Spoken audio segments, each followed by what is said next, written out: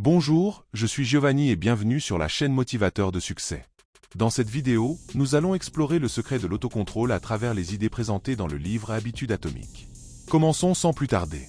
En 1971, pendant la guerre du Vietnam, une découverte troublante a été faite.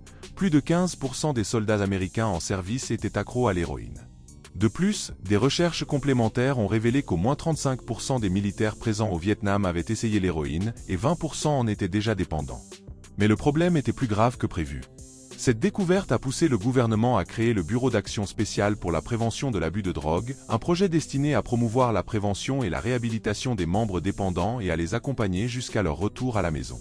À un moment donné, un des chercheurs, Lee Robbins, a fait une révélation qui a bouleversé toutes les croyances établies sur la dépendance. Il a découvert que, lorsque les soldats ayant consommé de l'héroïne revenaient chez eux, seulement 5% reprenaient l'usage de la drogue dans l'année suivante et 12% rechutaient dans les 3 ans. En d'autres termes, 9 soldats sur 10 ayant utilisé l'héroïne au Vietnam éliminaient leur dépendance presque du jour au lendemain en rentrant chez eux. Malgré cette découverte qui contredit la croyance prédominante de l'époque selon laquelle la dépendance à l'héroïne était une condition permanente et irréversible, le chercheur Lee Robbins a révélé que les dépendances pouvaient disparaître spontanément s'il y avait un changement radical dans l'environnement. Et cela a tout son sens, car au Vietnam, les soldats étaient constamment entourés de multiples stimuli qui déclenchaient l'usage de l'héroïne. La drogue était facilement accessible, ils vivaient dans le stress constant de la guerre, nouaient des liens d'amitié avec d'autres soldats également dépendants, et étaient de surcroît à des milliers de kilomètres de chez eux. Cependant, une fois rentrés chez eux, ces soldats se retrouvaient dans un environnement totalement exempt de ces déclencheurs. Lorsque le contexte changeait, il en allait de même pour l'habitude. Un bon exemple de la manière dont cela fonctionne peut être comparé à celui d'un utilisateur typique de drogue qui a l'habitude de consommer seul chez lui ou avec des amis et qui est soudainement admis dans une clinique pour se désintoxiquer. Là, l'environnement est totalement dépourvu de gâchettes pouvant induire la mauvaise habitude et le résultat est généralement très satisfaisant. Cependant, ce que les statistiques montrent, c'est que parmi tous les utilisateurs d'héroïne qui sortent de la clinique de réhabilitation et rentrent chez eux, environ 90% finissent par rechuter, ce qui représente exactement le nombre opposé à celui de l'étude au Vietnam. Vous réaliserez que ces informations contredisent beaucoup de nos croyances culturelles sur les mauvaises habitudes, car elles remettent en question l'idée non conventionnelle que le comportement malsain est une question de faiblesse morale. Si vous êtes en surpoids, fumeur ou dépendant de quelque chose, vous avez probablement déjà entendu à maintes reprises que cela reflète une faiblesse et un manque d'autocontrôle. Il est courant de penser qu'il suffit d'un peu de discipline pour que tous nos problèmes soient résolus, car cette conception est profondément enracinée dans notre culture. Cependant, le fait est que certaines recherches récentes ont révélé quelque chose de différent. Lorsque les chercheurs ont analysé des personnes qui semblaient avoir un immense autocontrôle, il est devenu évident que ces personnes n'étaient pas si différentes de celles ayant des difficultés à se contrôler. En réalité, les personnes considérées comme hautement disciplinées sont meilleures pour structurer leur vie d'une manière qui ne nécessite pas une force de volonté surhumaine ou un énorme autocontrôle pour maintenir leurs bonnes habitudes. Ainsi, elles passent moins de temps dans des situations tentantes que les autres personnes jugées faibles et indisciplinées. Au fond, les personnes ayant le plus d'autocontrôle sont généralement celles qui en ont le moins besoin, car il est plus facile de pratiquer l'autocontrôle quand vous n'avez pas à l'utiliser fréquemment. Bien sûr, des qualités comme la persévérance, la détermination et la volonté restent essentielles pour le succès, mais la meilleure façon de cultiver ces qualités n'est pas de souhaiter être plus discipliné, mais plutôt de créer un environnement plus discipliné. Cette idée qui défie le sens commun prend encore plus de sens lorsque vous comprenez ce qui se passe lorsqu'une habitude se forme dans le cerveau. Une habitude qui a été codée dans l'esprit est toujours prête à être activée dès que la situation pertinente se présente. Prenons l'exemple de cette thérapeute à Austin, au Texas.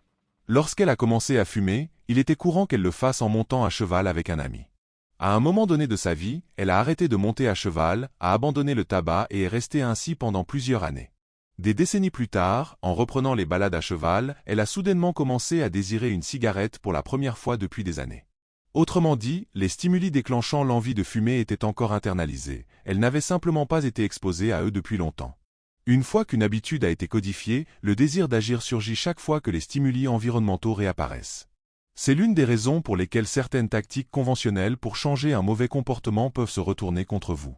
Faire honte aux personnes obèses avec des réprimandes et des présentations sur la perte de poids peut les amener à se sentir stressés et, en conséquence, beaucoup se tournent vers leur remède favori contre le stress, qui est de manger excessivement. Montrer des photos de poumons noircis aux fumeurs les rend encore plus anxieux et les pousse à recourir à ce qu'ils considèrent comme le meilleur moyen de gérer l'anxiété, fumer une cigarette. Cela prouve que si vous ne prêtez pas attention aux stimuli qui causent votre dépendance lorsque vous essayez de résoudre le problème, vous pourriez provoquer exactement le comportement que vous souhaitez interrompre. Les mauvaises habitudes s'auto-alimentent, elles provoquent justement les sentiments qu'elles tentent d'engourdir. Voici comment cela fonctionne. Vous vous sentez mal pour une raison quelconque, alors vous mangez une pizza et après avoir mangé la pizza, vous vous sentez mal parce que vous savez que vous n'auriez pas dû la manger. Vous vous sentez paresseux, donc vous regardez la télévision, mais cela vous rend encore plus paresseux et vous incite à regarder encore plus. Vous inquiétez pour votre santé vous rend anxieux, ce qui vous amène à fumer une cigarette pour soulager cette anxiété, ce qui inévitablement va encore plus détériorer votre santé et, par conséquence, vous rendre encore plus anxieux. Les mauvaises habitudes fonctionnent comme une spirale descendante, vous entraînant de plus en plus profondément dans un trou difficile à quitter. Les chercheurs appellent ce phénomène la dépendance induite par stimulus, ce qui signifie qu'un déclencheur externe crée chez la personne un désir compulsif de répéter le mauvais comportement. Autrement dit, une fois que cette personne perçoit certaines choses, elle commence à désirer cette chose. Ce processus se produit tout le temps, souvent sans même que nous nous en rendions compte. Les scientifiques ont découvert que le simple fait de montrer une photo de cocaïne à un toxicomane pendant seulement 33 millisecondes était suffisant pour stimuler le système de récompense du cerveau et éveiller le désir d'utilisation. Cette vitesse est trop rapide pour être enregistrée consciemment par le cerveau. Les toxicomanes n'ont pas pu identifier ce qu'ils avaient vu, mais ils désiraient néanmoins la drogue de la même manière. La morale de l'histoire est que vous pouvez briser une habitude, mais il est peu probable que vous l'oubliez. Une fois que les circuits mentaux de l'habitude ont été créés dans votre cerveau, ils sont presque impossibles à éliminer complètement, même s'ils ne sont pas utilisés depuis longtemps. Cela signifie que simplement résister à la tentation est une stratégie peu efficace, car il est très difficile de maintenir des habitudes positives de manière constante dans un environnement négatif, étant donné que cela requiert beaucoup d'énergie et de volonté, qui sont, disons-le, des ressources limitées à court terme. Nous pouvons nous contrôler efficacement sur le court terme, mais à long terme, nous finissons par céder aux stimuli de l'environnement dans lequel nous vivons. La manière la plus fiable d'éliminer les mauvaises habitudes est de s'attaquer directement à la racine du problème, ce qui signifie souvent de réduire l'exposition aux stimuli qui les déclenchent. Par exemple, si au lieu d'étudier ou de travailler, vous ne cessez de défiler sur les réseaux sociaux, laissez votre téléphone dans une autre pièce pendant quelques heures. Si vous vous comparez constamment aux autres et vous sentez un échec, arrêtez de suivre les profils sur les réseaux sociaux qui déclenchent ces sentiments négatifs. Si vous perdez beaucoup de temps à regarder la télévision, retirez-la de votre chambre ou évitez de rester dans le salon. Si vous passez vos nuits à jouer aux jeux vidéo ou en ligne et que vous ne pouvez pas arrêter, rangez la console dans un placard après chaque utilisation et désinstallez les jeux en ligne de votre ordinateur. Vous devez retirer ces stimuli de votre champ de vision car ils éveillent vos désirs sans que vous vous en rendiez compte. Cette stratégie est simple mais très efficace. Souvent, en éliminant un seul stimulus, toute une habitude peut simplement disparaître. Ne comptez pas sur la force de volonté pour résister aux tentations, car vous perdrez cette bataille à long terme. Rappelez-vous, le secret de l'autocontrôle réside dans le fait de passer le moins de temps possible exposé aux stimuli qui déclenchent vos mauvaises habitudes. Nous voici à la fin de notre exploration sur l'autocontrôle et la gestion des mauvaises habitudes. Nous avons découvert que le véritable secret pour briser les cycles destructeurs n'est pas de s'appuyer sur une volonté de faire, mais plutôt de minimiser notre exposition aux déclencheurs de ces habitudes. Souvenez-vous que pour véritablement changer, il faut non seulement reconnaître les comportements que nous souhaitons modifier, mais surtout ajuster notre environnement pour nous soutenir dans ce processus. Merci de nous avoir suivis sur Motivateur de succès.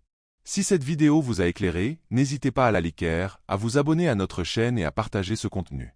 Ensemble, progressons vers une vie plus saine et plus maîtrisée. À bientôt pour d'autres conseils pratiques qui transformeront votre quotidien.